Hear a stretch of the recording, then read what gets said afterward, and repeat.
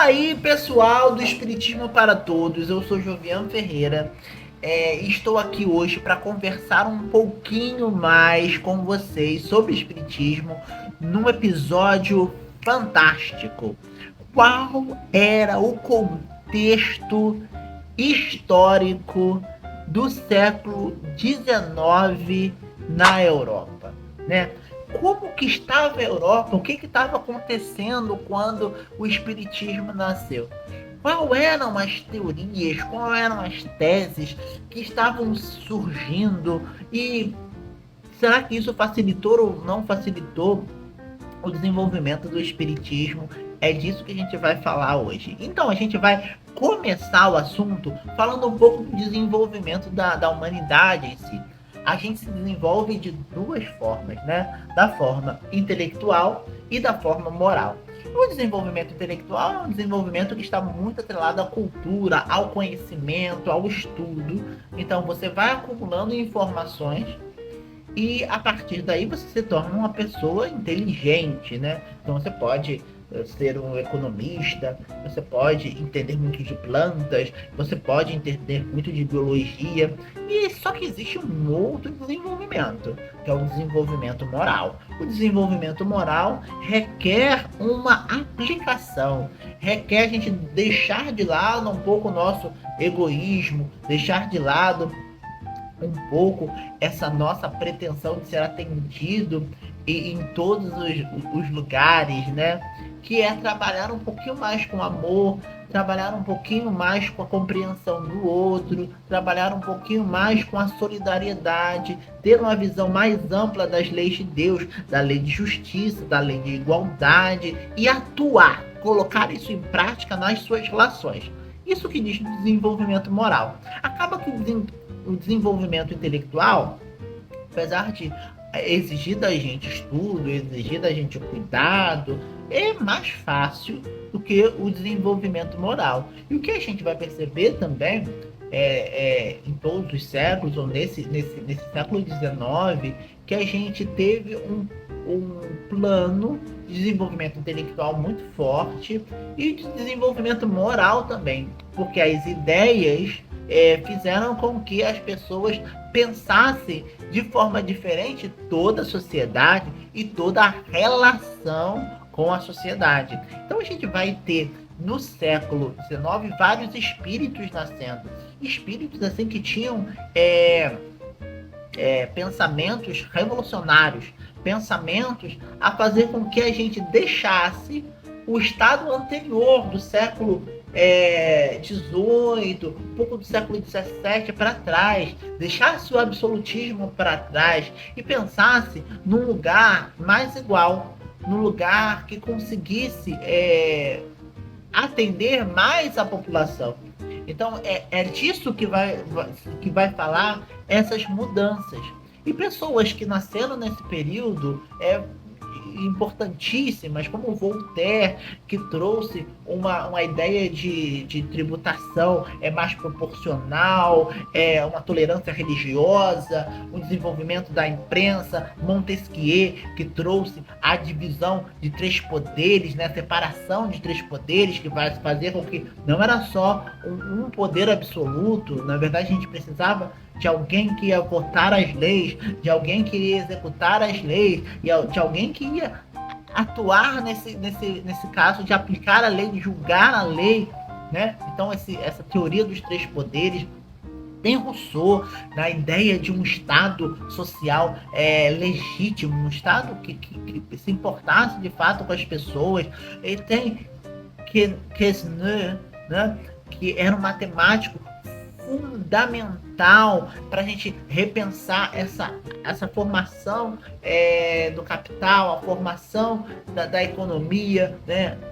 A importância que daríamos à economia agrícola e a importância também dessas leis de oferta e de procura. E aí a gente vai encontrar Diderot, que é aquele crítico árduo do absolutismo, do clero, e que pensava uma enciclopédia diferente, a necessidade de a gente ter um conhecimento muito diferenciado ou diverso Alembert na física e na matemática, a traçar modelos importantes de cálculos, ia contribuir também para essa grande enciclopédia.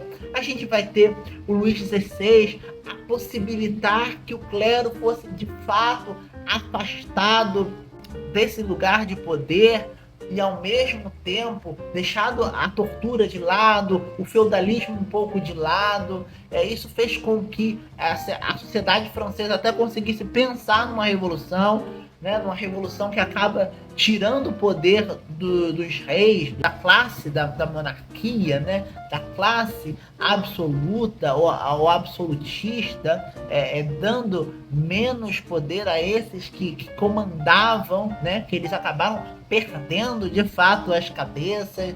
Aí veio Napoleão, que também era um estrategista fantástico, mas muito mais como um estrategista, um revolucionário da sociedade, fez com que a sociedade entrasse num equilíbrio maior. E aí a gente vai ver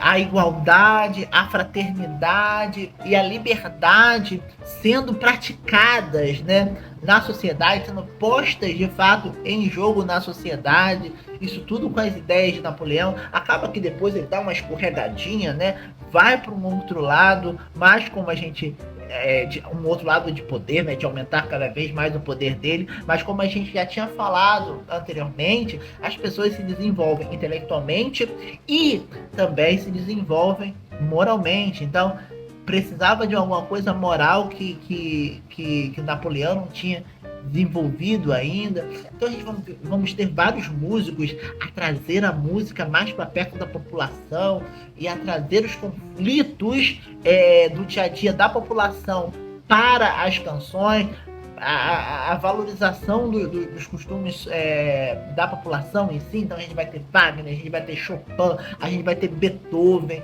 fazendo com que se tornassem até mais próximos do público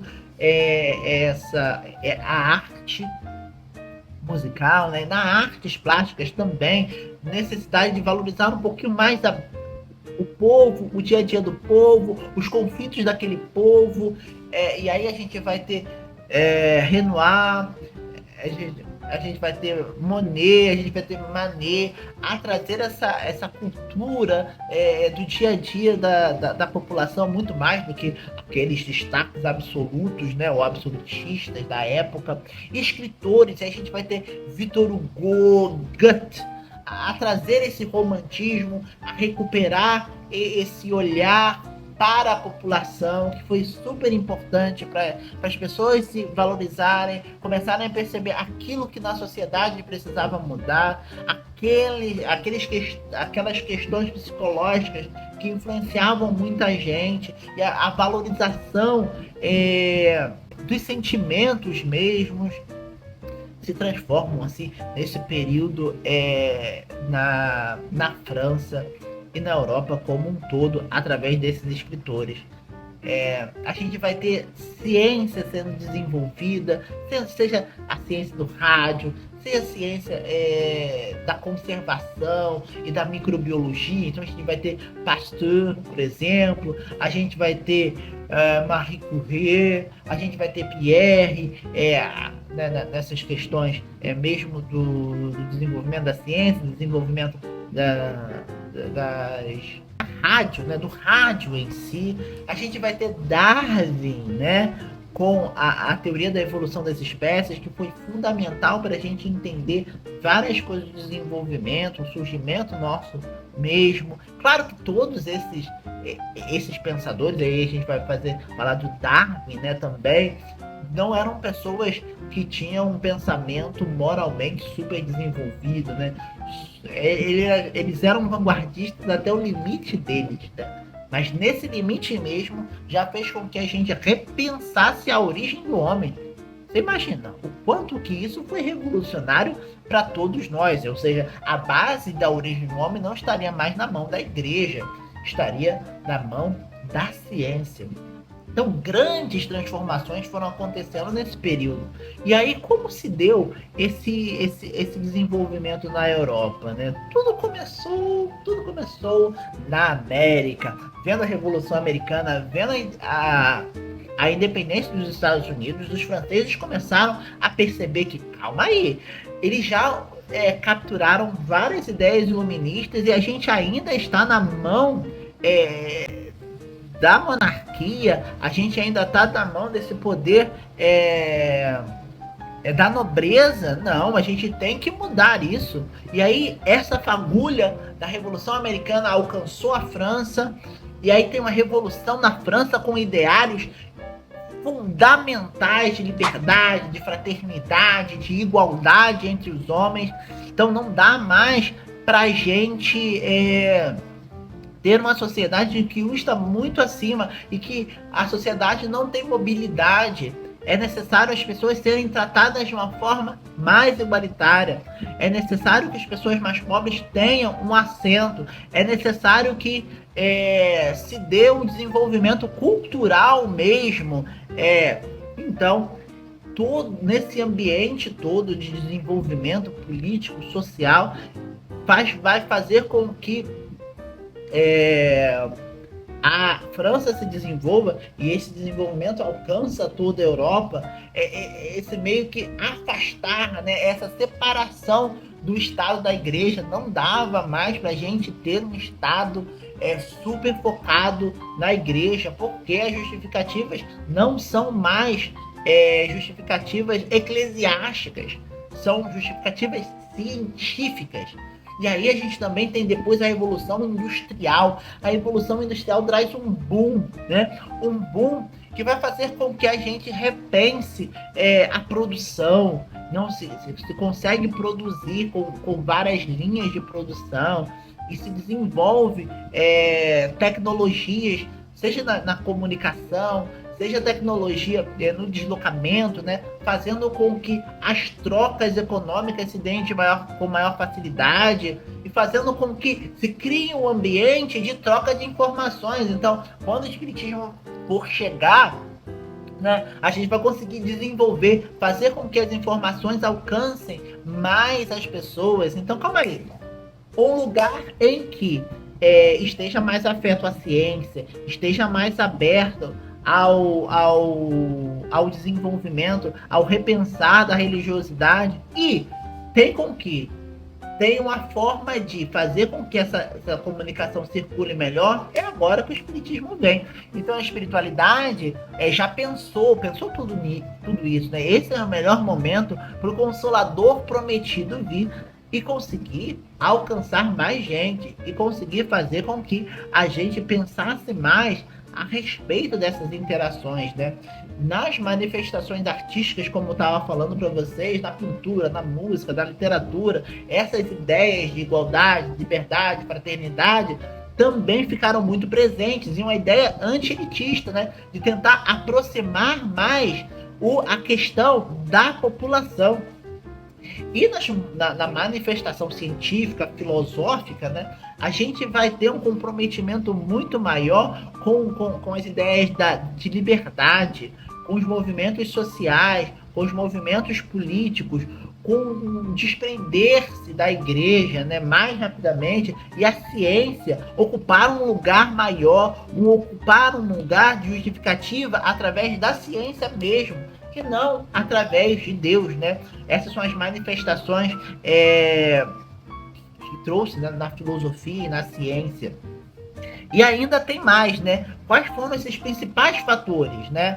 A expansão do livro e a expansão da imprensa acontecidas nesse período faz com que o espiritismo tenha um maior lugar para se desenvolver também, né? Meio de comunicação muito melhor também é um advento do século XIX, que melhora para a divulgação do espiritismo, o desenvolvimento da educação. O espiritismo é muito baseado em leitura, muito baseado em ciência, muito baseado em ideias e filosofia. Então, ter uma população mais estudada, com mais conhecimento formal, facilita que seja compreendido de uma melhor forma, né? A a ascensão da burguesia faz com que os investimentos se tornem maiores na sociedade e fazem com que os investimentos também nessas produções menores tenha a possibilidade de acontecer e de chegar em lugares diferentes, né? O desenvolvimento dos centros urbanos, as cidades maiores, fazendo com que os livros chegassem, né? As ideias espíritas chegassem e conseguissem ser espalhadas por mais pessoas, né? Antes as pessoas eram em feudos, em cidades menorzinhas. Para fazer com que o espiritismo chegasse lá, demoraria muito, não demorava porque não tinha chegado, não da forma codificada por Allan Kardec, né? As ideias espiritualistas já estavam ali, porque mediunidade existe desde sempre, né? Mas com o século XIX, a gente teve essa proximidade maior dos centros urbanos e desses centros urbanos muito mais desenvolvidos. A conclusão parece clara, né? O século XIX é um século de desenvolvimento da filosofia, da política, da religião, das ciências, e eu digo da religião também porque a gente tiveram que repensar o catolicismo, tiveram que repensar o cristianismo. A gente vai ter o desenvolvimento também das igrejas protestantes nesse período, né? E a possibilidade da gente refletir os dogmas religiosos, né? Que também foi algo necessário para o espiritismo, né? Repensar dogmas, repensar ideias religiosas.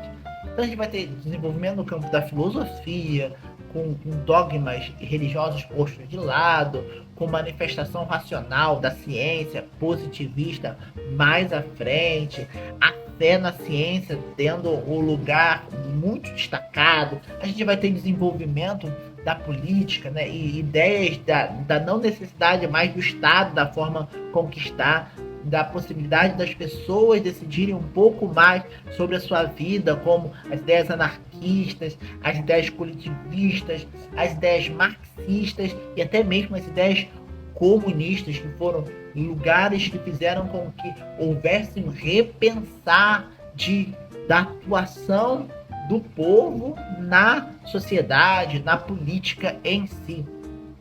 Avanços científicos, né, na astronomia, com a descoberta de novos planetas como Netuno, na microbiologia, com o desenvolvimento das ideias de Pasteur, na física, com as ideias de Pierre e as energias de rádio, né, emitidas pelo rádio da Marie Curie, na biologia, como a gente tinha falado, do Darwin, no desenvolvimento da física, nos meios de transporte, na máquina a vapor, no desenvolvimento social, com a ascensão da burguesia.